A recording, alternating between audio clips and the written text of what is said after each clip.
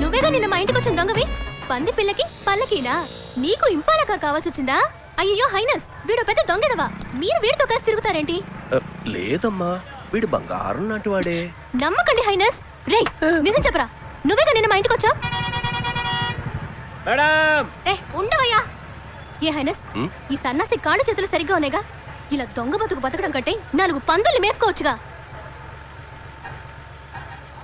తమాజ్ఞ మహారాణి, తమరు సెలవిచ్చిన విధానమున నేను పందుల్ని మేపుటే కాదు, వాటి విసర్జనతో పిడకలు చేసి అమ్ముకుని కూడా బతికేస్తాను. అంతకు ముందు నాదొక సందేహం. మేము ధరించే ప్యాంట్లో జిప్పుండును, మగవులు మీరు ధరించే